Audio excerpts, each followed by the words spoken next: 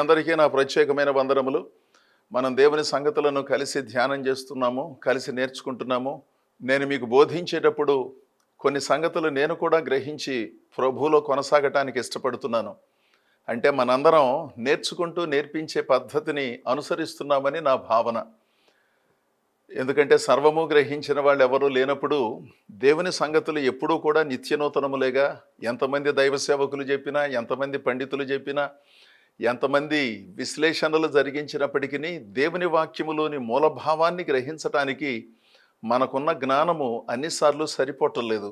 అందుకని మనకంటే అనుభవజ్ఞులైన దైవ సేవకులు చెప్పినప్పుడు విని నేర్చుకోవాలి, మన సహచరులు చెప్పినప్పుడు విని నేర్చుకోవాలి. కొన్నిసార్లు మనకంటే కాస్త తక్కువ స్థాయిలో ఉన్నారు అని అనుకునే వారికి కూడా దేవుడు మహాజ్ఞానం ఇచ్చినందున వారు చెప్పినప్పుడు కూడా మనం నేర్చుకునే పద్ధతిని అనుసరించాలి.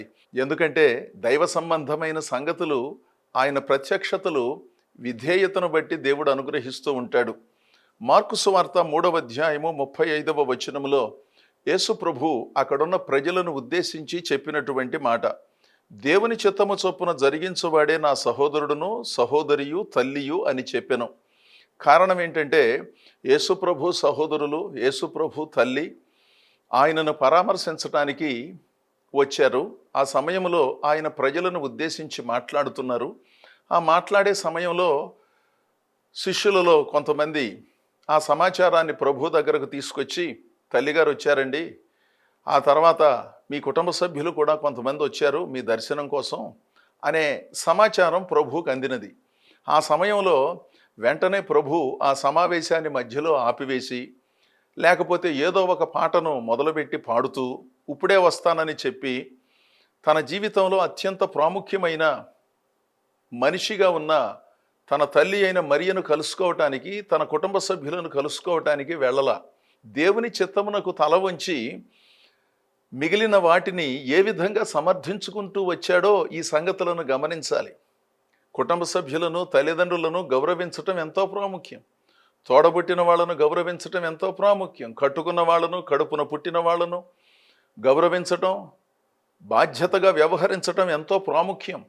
దేవుని సేవలను జరిగించవలసినప్పుడు దేవుని సేవను జరిగించడం కూడా అంతే ప్రాముఖ్యం అండి.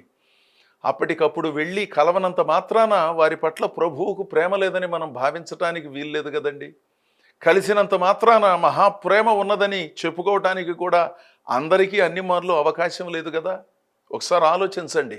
అంటే దేవుని సేవలో భక్తి తత్సంబంధమైన సంగతులను జరిగించేటప్పుడు కొన్నిసార్లు ఇలాంటి పరిస్థితులు ఎదురైనప్పుడు ఏ విధంగా వ్యవహరించాలి, ఎలాంటి నిబద్ధతను పాటించాలి, దేవుని సేవకు ఆటంకము కలగకుండా ఎలా మనం వ్యవహరించి అటు కుటుంబ సభ్యులకు ఇటు దేవుని కుటుంబ సభ్యులకు ఎలాంటి పద్ధతిలో సేవలు అందించాలనే సంగతులు తెలుసుకోవటం చాలా ప్రాముఖ్యం.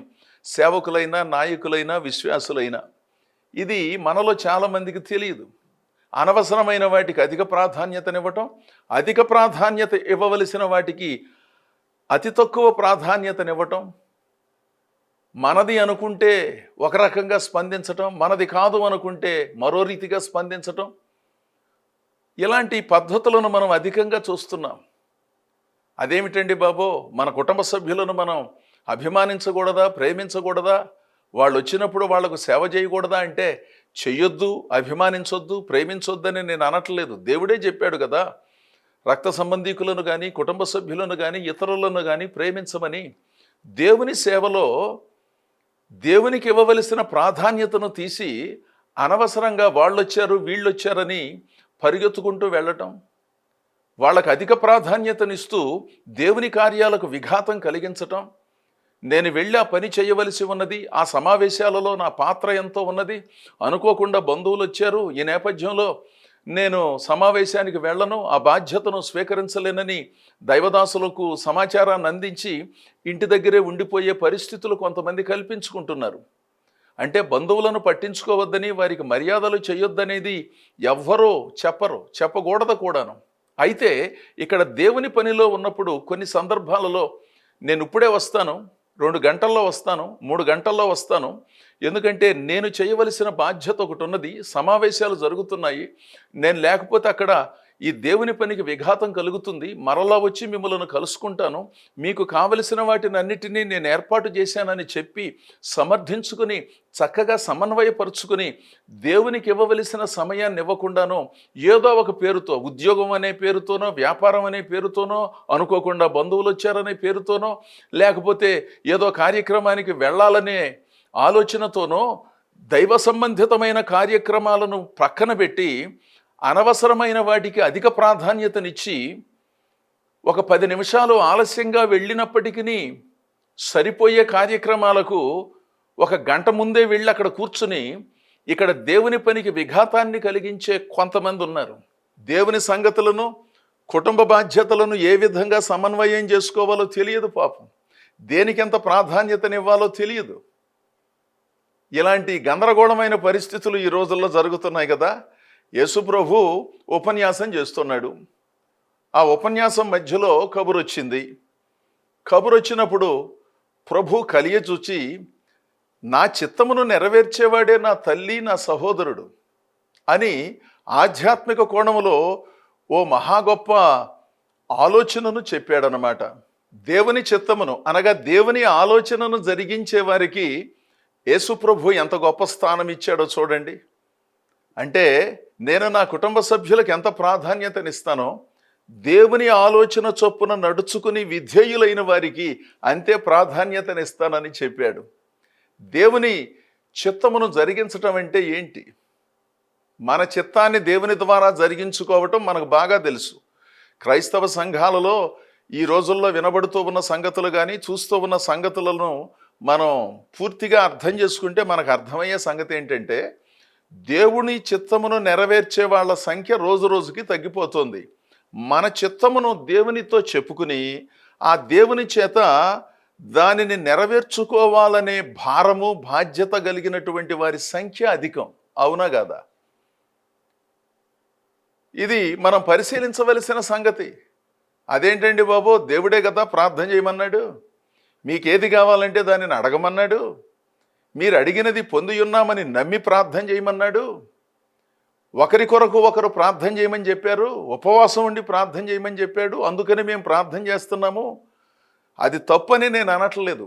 ఎంతసేపు మన భావాలను ప్రభువుతో చెప్పి పనులు చేయించుకోవటమేనా? ప్రభు మనతో ఏమన్నా చెబుతున్నాడా? అప్పుడప్పుడు మనం కొంతమందితో మాట్లాడితే, మేము ప్రభువుని నమ్ముకుని చాలా కాలం అయిందండి, 2 దశాబ్దాలు అయిందండి, 3 దశాబ్దాలు అయిందండి, 4 దశాబ్దాలు అయిందండి, అసలు 4 తరాల నుంచి మా కుటుంబం క్రైస్తవ్యంలో ఉన్నదండి, మా వాళ్ళందరూ పెద్ద పెద్ద సేవకులండి, పేరుగాంచిన సేవకులండి, ఉన్నతమైన గుర్తింపు పొందినటువంటి వాళ్ళండి అని 3వ తరమో 4వ తరమో 5వ తరమో చెప్పుకుంటారు. మంచిదే, ఎందుకంటే ఆ కుటుంబ నేపథ్యం అంత గొప్పగా ఉన్నది. ఆ ఇంట్లో ఉన్న వాళ్ళల్లో అనేకులు దేవుని సేవకులుగా ఉన్నారు, అనేకులు విశ్వాసులుగా ఉన్నారు. మంచిదే. అయితే దేవుని చిత్తాన్ని నెరవేర్చే వాళ్ళు ఎంతమంది ఉన్నారు? మన చిత్తాన్ని ప్రార్థన పేరుతో నెరవేర్చుకోవాలనుకునే ధోరణి కలిగిన వాళ్ళు ఎంతమంది ఉన్నారు? అసలు దేవుడు మనతో ఏం చెబుతున్నాడు, ఆ సంగతులను గుర్తించి మనలను మనం సవరించుకొని బుద్ధి వికాసాన్ని పొంది బాధ్యతగా ఆత్మశుద్ధితో భక్తి చేయాలని ప్రభు చెబుతున్నాడు. ఇది దేవుని చిత్తము కదా అనే సంగతిని గుర్తించి భక్తి చేసేవాళ్ళు ఎంతమంది ఉన్నారు? ఉన్నారు, చాలా తక్కువ ఉన్నారు కదా. వాళ్ళకి వీళ్ళకి ఫోన్లు చేసి ప్రార్థన చేయండి, మావాడు దారి తప్పాడు, తిరుగుతున్నాడు అని చెప్పేవాళ్ళు ఎక్కువ. అలా ప్రార్థన కోరటం తప్పని నేను అనటం లేదు, కానీ వాళ్ళ దారి తప్పి తిరగటానికి నేను అనుకుంటున్నాను కొంతమంది తల్లిదండ్రులు కూడా పరోక్షంగా కారణం.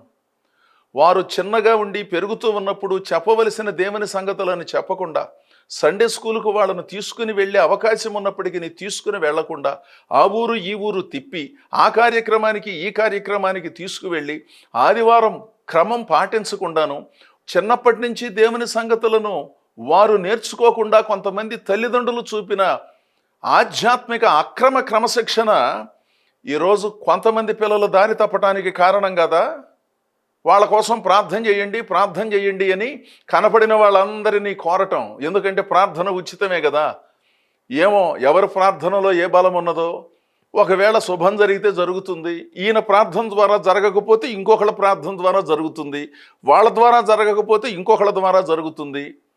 ఇలా కోరుకోవటం తప్పని మనం ప్రాథమిక దశలో భావించలేము, కానీ అసలు వారికి నేర్పించవలసిన సమయములో, నేర్పించవలసిన వయస్సులో అప్పటికే ఈ తల్లిదండ్రులు ప్రభువుని విశ్వసించి బాప్తిస్మము తీసుకున్న క్రైస్తవులుగా ఉన్నప్పటికీ వీళ్లకు క్రమం లేనందున వాళ్ళను చెడగొట్టేసి, ఇప్పుడు పిల్లలు చెప్పిన మాట వింటలేదండి, సమయానికి ఇంటికి రావట్లేదు, గట్టిగా ప్రార్థన చేయండి, మీ సంఘంలో చెప్పి మరి ప్రార్థన చేయించండి, ప్రతిరోజు మీ ప్రార్థనలో ఈ సంగతులు జ్ఞాపకం చేసుకోండి అని కోరతారు కొంతమంది. కోరటం తప్పు కాదు, కానీ ప్రతిరోజు ఈ సంగతులను గుర్తు చేసుకుని అన్ని అంశాల గురించి ప్రార్థన చేయటం ఏ మనిషికన్నా సాధ్యం అవుతుందా చెప్పండి? అలా అడిగే వాళ్ళకు సాధ్యం అవుతుందా? పోనీ ఎవరి బాధ్యతను వారు విస్మరించి దేవుని చిత్తమును నెరవేర్చకుండాను, దేవుని ఆలోచనలకు విధేయత చూపించకుండాను, ఎంతసేపు సొమ్ముల సంపాదనే ప్రధానంగా పెట్టుకుని ఆధ్యాత్మిక అభివృద్ధిని పొందకుండాను, కుటుంబాలను సంరక్షించుకునే అవకాశం ఉన్నప్పటికీ, అవకాశం లేని వాళ్ళను వదిలేయండి, ఆ అవకాశం ఉన్నప్పటికీ చిన్నప్పటి నుంచి ఈ ప్రభు భక్తిలో పెంచబడినప్పటికీ ఆ భక్తిలో ఉన్న నాణ్యతను పట్టించుకోకుండా, లెక్క చేయకుండా అదో రకంగా జీవిస్తూ, అదేమంటే మేము కూడా ప్రభువుని సేవిస్తున్నామండి, మేము పలానా సంఘానికి వెళుతున్నామండి. వాళ్ళలో కొంతమంది 52 ఆదివారాలలో ఎన్నిసార్లు వెళతారో, వెళితే ఏ సమయానికి వెళతారో, ఏ సమయానికి లేచి వచ్చేస్తారో అది వాళ్ళ మనస్సాక్షికే తెలుసు కదా, లేదా ఆ సంఘంలో ఉన్న కొంతమందికి తెలుసు. తల్లిగారు, మిగిలిన కుటుంబ సభ్యులు బయట మీ కొరకు వేచి ఉన్నారండి అని కబురు వచ్చినప్పుడు వెంటనే ప్రభు పరిగెత్తుకుంటూ వెళ్ళి వాళ్ళని ఆహ్వానించి వేదిక పైకి తీసుకొచ్చి కుర్చీలు వేయించి అక్కడ కూర్చోబెట్ల.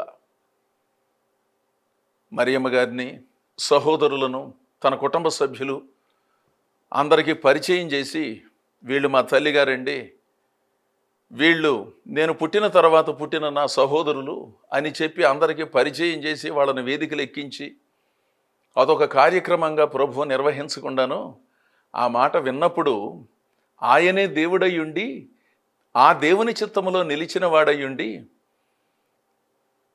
దేవుని చిత్తమును నెరవేర్చేవాడే నా తల్లి, నా సహోదరులు అని ఓ గొప్ప భావాన్ని తెలియజేశాడండి. ఆ తర్వాత వెళ్ళి వాళ్ళను కలుసుకున్నాడు అనుకోండి, కానీ సమావేశం మధ్యలో పరిగెత్తుకుంటూ వెళ్ళలా, ఇప్పుడే వస్తానని చెప్పి వెళ్ళలా. మనమైతే ఆ పని చేద్దాం, ఎందుకంటే వాళ్ళు ఏమన్నా అనుకుంటారేమో, బంధువులు ఏమన్నా అనుకుంటారేమో, ఇప్పుడే ఫోన్ వచ్చిందండి, ఇప్పుడే ప్రార్థనకు వచ్చి 10 నిమిషాలు అయిందండి, వెంటనే ఫోన్ వచ్చిందండి, మా బంధువులు వచ్చారంటండి అని లేచి గబగబా వెళ్ళిపోయే భక్తులు అనబడిన వాళ్ళు కొంతమంది ఉన్నారు కదా. అదేంటండి బాబు, బంధువులు వస్తే వెళ్ళొద్దా అంటే, బంధువులు వస్తే వెళ్ళి మర్యాద చేయవలసిన బాధ్యత ఉన్నమాట నిజమే, కానీ ఆ ఇంట్లో ఉన్న వాళ్ళకో లేకపోతే ఇంకొకరికో చెప్పి నేను ప్రార్థనలో ఉన్నాను, 1 గంటలో వస్తాను అని చెప్పే నిబద్ధత, క్రమశిక్షణ ఎంతమందికి ఉంది? ఆ అవకాశము ఉన్న వారికి ఎంతమందికి ఉన్నది? ఈ సంగతులను మనం ఆలోచించాలి.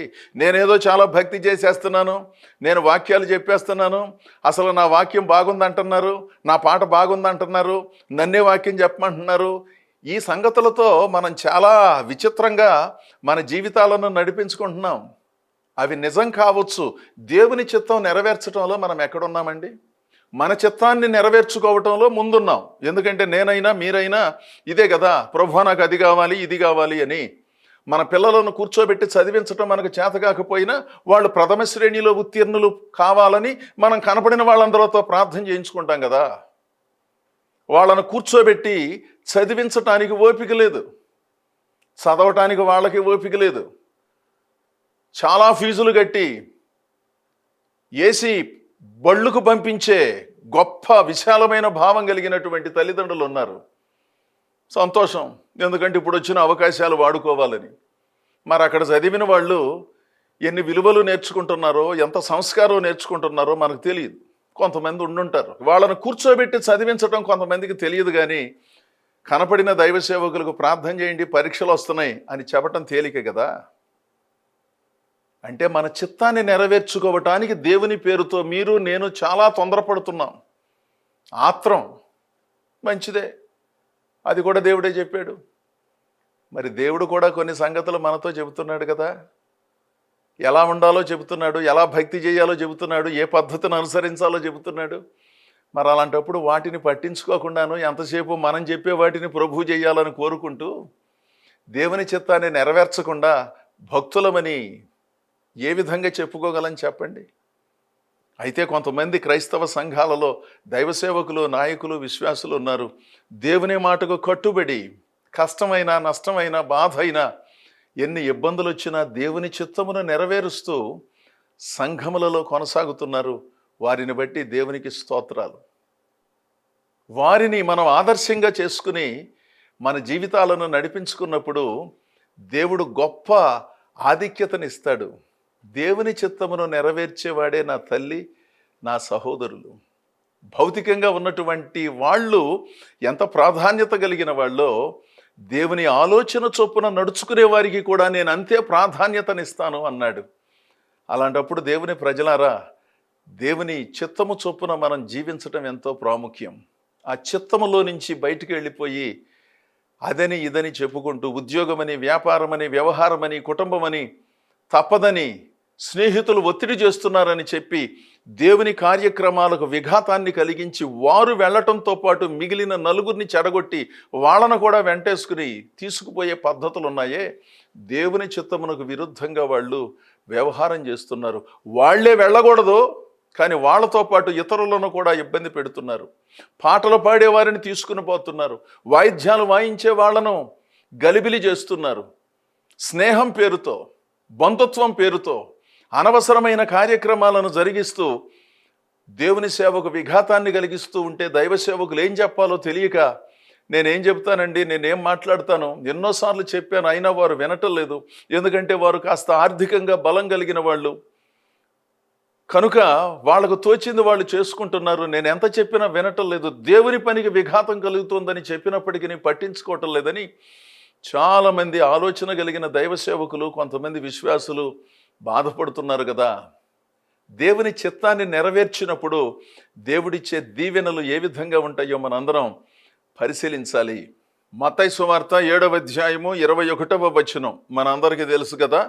ప్రభువా ప్రభువా అని నన్ను పిలుచు ప్రతివాడును పరలోక రాజ్యములో ప్రవేశింపడు గాని పరలోకమందున్న నా తండ్రి చిత్త ప్రకారము చేయువాడే ప్రవేశించును.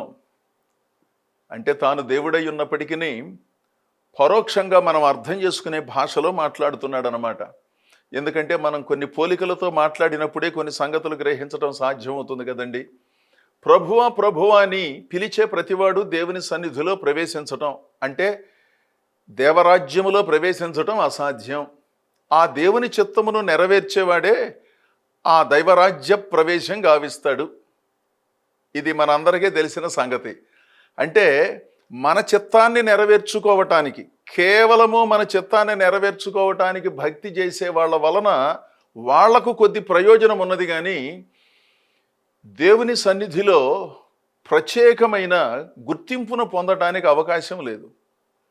ప్రభువా ప్రభువా అని పిలవటం, ప్రభువా ప్రభువా అని ప్రార్థనలు చేయటం, వాక్యాలు చెప్పటం, పాటలు పాడటం, ఈ ఆధ్యాత్మిక కార్యక్రమాలలో నిమగ్నం అవ్వటం మంచిదే. కానీ దేవుని ఆలోచన చొప్పున నడుచుకోకుండా వాళ్ళ ఆలోచన చొప్పున వాళ్ళు నడుచుకుంటూ ప్రభువా ప్రభువా ప్రభువా అంటే దానివల్ల పెద్ద ప్రయోజనం లేదు. మనం కొంతమందిని చూచినప్పుడు ఈ విధంగానే అనుకుంటాం, ఏంటోనండి చాలా కాలంగా భక్తి చేస్తున్నామని చెప్తారు. అదేమంటే వాళ్ళు పరిచయం, వీళ్ళు పరిచయం, ఆ ఊరు వెళ్ళాను, ఈ ఊరు వెళ్ళాను, ఆ దేశం వెళ్ళాను, ఈ దేశం వెళ్ళాను, ఇవన్నీ బాగానే ఉన్నాయి, కానీ అసలు సామాన్యమైన సంగతులకు దారి లేదండి. వాళ్ళు మాట్లాడే మాటలు కానీ, వాళ్ళు చేసే నిర్ణయాలు కానీ, వ్యక్తిగతంగా వాళ్ళు వ్యవహరించే కొన్ని పద్ధతులు ఏంటో, వాళ్ళు చెప్పే మాటలకును ఆ ధోరణులకు ఏ విధంగానూ పొంతన లేదని కొంతమందిని గురించి మనం అనుకుంటూ ఉంటాం కదా. అంటే ఏంటి దాని అర్థం? ప్రభువా ప్రభువా అంటున్నారు, అన్ని కార్యక్రమాలు చేస్తున్నారు, కానీ దేవుని చిత్తమును నెరవేర్చడంలో వాళ్ళు చాలా వెనుకబడి ఉన్నారు. మాటలు బాగున్నాయి, కోటలు దాటించేస్తున్నారు, ఎదుటి మనిషిని ఆశ్చర్యచకితుల్ని చేస్తున్నారు. వాళ్ళు ఎంత గొప్పవాళ్ళు చెప్పినప్పుడు మన బుర్రలన్నీ పోతున్నాయి అన్నమాట. మనం ఎందుకు పనికిరావురా ఈ భక్తి ముందు అన్నట్లుగా కొన్నిసార్లు కొంతమంది మాటలు విన్నప్పుడు కాస్త గలిబిలికి లోనవుతున్నారు కొంతమంది. సర్లే, వాళ్ళ అనుభవాలు లేవని మనం అనటానికి వీల్లేదు, కానీ దేవుని చిత్తమును ఎందుకు నెరవేర్చటం లేదు? ఎంతసేపు దేవుని ఆధారం చేసుకుని భౌతిక లబ్ధిని పొందుకున్నామనే సంగతులు తప్పితే ఈ దేవుని సన్నిధికి కొంతమందిని నడిపించాను, కుటుంబ సభ్యులను నడిపించాను, ఇరుగు పొరుగు వారిని నడిపించాను, నాకు దేవుడు ఆ మహాకృపను ప్రసాదించాడని ఎప్పుడు సాక్ష్యాలు చెబుతారో ఆ సాక్ష్యాలు మనం ఎప్పుడు వింటామో? ఎంతసేపు భౌతిక సంబంధమైన వాటి చుట్టూనే కదా మన బోధలోనూ మనం చెప్పే సాక్ష్యాలు తిరుగుతున్నాయి. అవి తప్పని నేను అనటం లేదు. దేవుడు స్వస్థపరిచేవాడు, దేవుడు మేలు చేసేవాడు, దేవుడు ఆశీర్వాదాన్ని ఇచ్చేవాడు, దాంట్లో తిరుగులేదు. ఇల్లు వాకిలి దేవుడు అనుగ్రహించినప్పుడు చెప్పటం తప్పు కాదు, ఆరోగ్యాన్ని దేవుడు అనుగ్రహించినప్పుడు చెప్పటం తప్పు కాదు. వాటితో పాటు నేను నా కుటుంబ సభ్యులను ప్రభు సన్నిధికి నడిపించాను, మా అబ్బాయికి సువార్త చెప్పాను, మా అమ్మాయికి సువార్త చెప్పాను, మా తల్లిదండ్రులకు సువార్త చెప్పాను, మా ఇరుగు పొరుగు వారికి క్రీస్తు ప్రేమను పరిచయం చేశాను. ఈరోజు అద్భుతంగా వారు ప్రభువుని సేవిస్తున్నారు, అది నాకు అత్యధికమైన సంతోషాన్ని కలిగిస్తుంది అనే అద్భుతమైన సాక్ష్యాలు క్రైస్తవ సంఘాలలో ఎప్పుడు వింటామో, ఎప్పుడు మనం చెప్పిస్తామో ఒకసారి ఆలోచన చేయండి. ఎంతసేపు భౌతిక సంబంధమైన సంగతుల చుట్టూ తిరగటం అంటే ఎంతకంటే ఎక్కువ కార్యాలు ఈ భక్తిలో లేవన్నట్లుగా పరోక్షంగా చెప్పే ధోరణి మనం రోజు చూస్తున్నాం కదా. ఆలోచన చెయ్యాలి. దేవుని చిత్తమును నెరవేర్చేవాని ధోరణి వేరు, దేవుని చిత్తమును నెరవేర్చేవాని బోధలు వేరు, దేవుని చిత్తాన్ని నెరవేర్చే వాళ్ళ భక్తి పద్ధతులు వేరండి. అలా కాకుండాను అనవసరమైన సంగతులకు అధిక ప్రాధాన్యతనిచ్చి అర్థం లేని సంగతులతో కాలహరణం చేస్తూ ఆధ్యాత్మిక వ్యక్తిత్వ వికాసాన్ని కలిగించకుండాను సమయాన్ని వృధా చేసేవాళ్ళు ఉన్నారే, వాళ్ళ వలన పెద్ద ప్రయోజనం లేదు. కాస్త విఘ్నులైన వారు ఈ సంగతులను ఆలోచించాలి. ప్రభువా ప్రభువా అని నన్ను పిలిచేవాడు దేవుని రాజ్యములో ప్రవేశించడు. దేవుని చిత్తమును నెరవేర్చేవాడే దేవుని సన్నిధిలో ప్రవేశిస్తాడు, బ్రతికి ఉండగా కాస్త శుభ్రంగా ఉంటాడు. ఇదొక జీవన విధానం అండి. భక్తి అంటే ఆదివారం ఆరాధనకు వెళ్ళటం, నేనేదో టీవీలో వాక్యం చెప్పటం, గుర్తొచ్చినప్పుడు ఒక పాట పాడటం, ప్రార్థన అవసరతను ప్రపంచానికి తెలియజేసి ప్రార్థించమని కోరటం, ఇవన్నీ మామూలుగా జరిగే సంగతులే. వీటి వలన నష్టం కలగకపోయినా మన ఆలోచన విధానము సరిగా లేనప్పుడు, మన చిత్తము సరిగా లేనప్పుడు దేవుని కుటుంబములో అధీకృతముగా సభ్యులముగా ఎలా ఉండగలమండి? దేవుని చిత్తమును నెరవేర్చేవారే నా తల్లియు నా సహోదరులను. ఇక్కడ మీరు నా ముందు కూర్చున్నారు, వింటున్నారు కదా. నేను చెప్పిన మాటల వెలుగులో అందులో ఉన్న ఆధ్యాత్మిక సత్యాలను మీరు అనుసరించినట్లయితే నేను నా తల్లిని, నా సహోదరులను, కుటుంబ సభ్యులను ఎంత గౌరవిస్తానో, ఎంత గుర్తిస్తానో అంత గుర్తింపు మీకు కూడా అనుగ్రహించబడుతుందని పరోక్షంగా ప్రభువు చెప్పాడు. అందుకని ప్రార్థనతో దేవుని ద్వారా పనులు చేయించుకోవడం ఎంత ప్రాముఖ్యమో, దేవుడు చెప్పిన సంగతులను శ్రద్ధగా విని ఆయన ఆలోచనను నెరవేర్చి ఆ దివ్యమైన భక్తిలో మనందరం తరించటం అంతకంటే ఎక్కువ శ్రేష్టం. అదే దేవుడు కోరుతున్నాడు. అలాంటి పద్ధతిని అనుసరించే మీలో అనేకులను అభినందిస్తూ, ఒకవేళ తడబాటులో ఉన్నవారు స్థిరపడి దేవునిలో మరిన్ని మేలులు పొందాలని కోరుతూ ఈ నా మాటలు ముగిస్తున్నాను. దేవుడు మిమ్ములను మీ కుటుంబాలను బహుగా దీవించునుగాక. ఆమేన్.